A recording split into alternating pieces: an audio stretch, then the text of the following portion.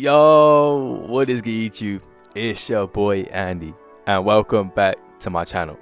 Now, in today's video, I'm going to be showing you guys the best, most sweaty all-around build in NBA 2K20.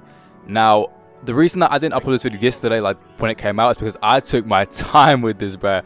I took my time and analyzed all the builds, and I wanted to find out the most sweaty, best build for winning games on the 2's court. Now, I'm seeing all these YouTubers making like guards and playmakers and whatever, but like I'm thinking to myself, like, everyone's a guard on the 2's. What if two big men pull up?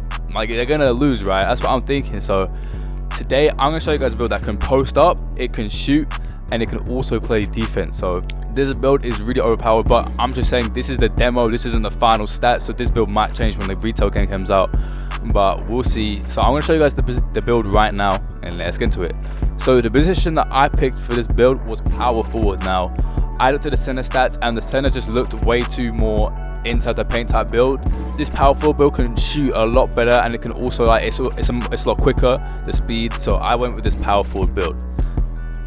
Now for the pie chart, I went for the one that was the most all-rounded, which was this one right here, which gives you shooting and finishing stats mainly. Now, half post scorer type build, half shooting type build. As you can see, the close shot, the post hook and that type of thing are like really high, and the post fade is also really high for the shooting. So we're gonna go with this one right here. And the best pie chart for me was this one right here. This one was the most all-rounded pie chart. It gave a decent speed, a pretty good strength, a decent acceleration, and decent vertical. Now, although the strength right here is 79, we'll be able to get this out to a 90 strength at the end of the build. So just keep watching the video, and we'll get through it as we go on. So for this bit, this is really confusing on what you need to upgrade. So it's kind of glitchy really, because if you upgrade a stat by 1, you'll get badges for that stat. So first thing we need to do is we need to upgrade the close shot all the way. We need to do the driving down all the way, obviously. We want to be able to do everything, so we'll need to get all this stuff up, get this stuff up, get this stuff up. For now, we're going to put the post hook all the way max, but we might change this depending on how much defense we want to play. I put it at 70 because, look, if you put it at 70, it gives you 1 badge. You see that? So for now, we're just going to put it at 70, but we might put that back up later on in the video. So obviously, you want to get your mid-range maxed out. And as you can see, you're a post scorer type build, and you have a 78 mid-range and a 75 3. Now, this is actually going to go up as we go on in the video anyway, but with boost, that's like an 83, which is like really high. Because as you guys know, like last year, lockdowns could shoot like crazy with boosts. So we'll see if it's the same this year, but whoever knows. So for free throw, unless you play Pro-Am or anything like Rec Center, you don't want to touch this, because I'm a park player. I'm not going to be doing no free throws in the park, so I just left this like it is. And we want to max out our post fade. But one thing you do need to do with the free throw is you want to put it up by 1, because as you can see, if you put it up by 1, your badges go from 16 to 17. You see it like that? So you just want to put your free throw up by 1 like that. Now your ball handling, you want to put up all the way, and your post boost you want to put also up all the way. Now this is also another glitchy. If you put your pass accuracy by 2, you get a badge. You see that? Put it up by 2, you get a badge, and that's it for that. Now the defense, as I said before, you want your build to do everything. So defense is very important. You want to make sure your interior defense is up. You want to make sure your perimeter defense is up. You get 65 perimeter defense. That's your quickness. Get that up.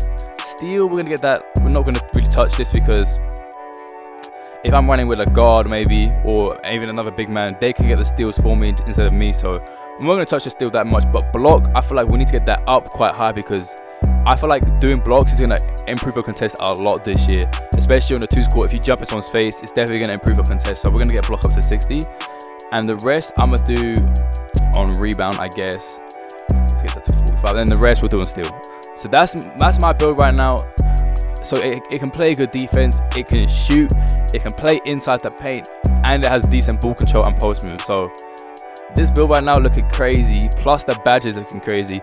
If you want to get some of your block and you want to like get more badges in the finishing area, you can upgrade your post hook, and you get a lot more badges. As you can see, you get 20 finishing badges if you want to max out your post hook and maybe like get rid of your defense a bit. See, I put everything down to 45. I mean, that's just your choice if you want to or not. But let's get into the next step. So the body type, I don't think this even matters, but I put Burly just because it makes your player look the biggest.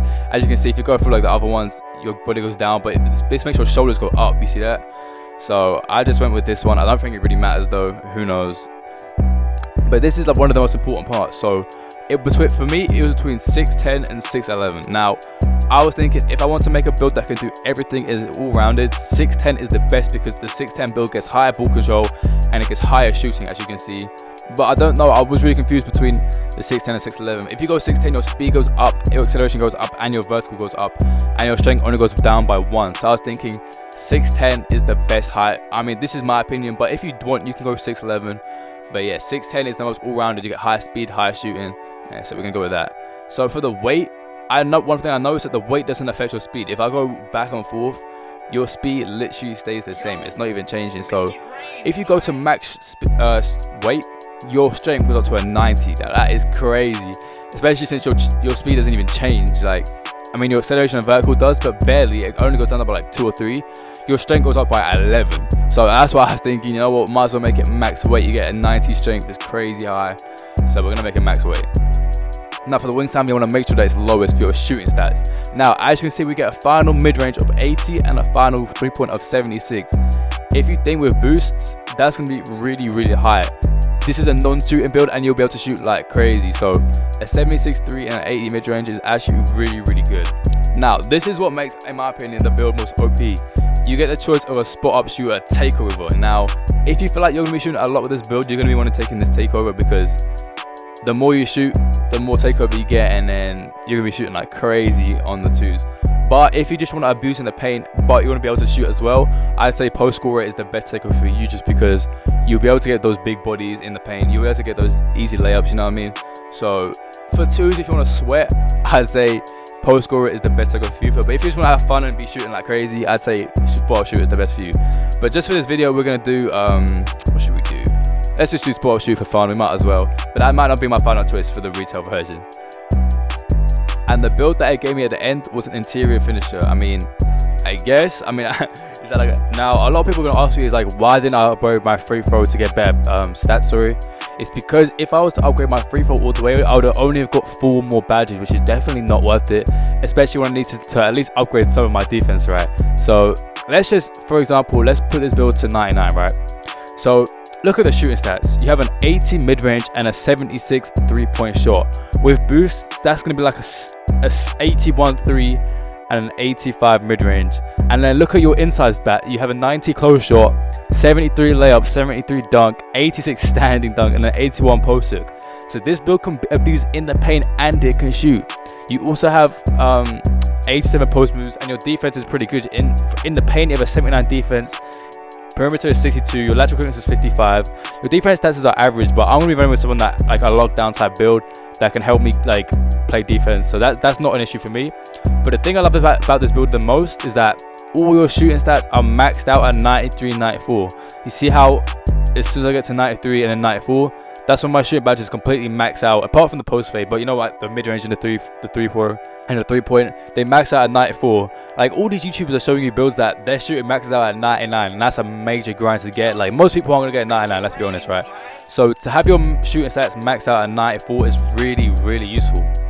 Even if it's not like, if it's like 93, 92, you still have a 74 3 throw, which with boosts is gonna be like 78, 80. You know what I mean? So it's honestly really, really good for shooting and for abusing inside the paint. Now for the badges, this was the hardest part for me. Now for the finishing area, I have 4 Hall of Fame badges and 1 goal. So I have back down punish on a Hall of Fame, because if you want to be abusing in the paint, this would be insane badge.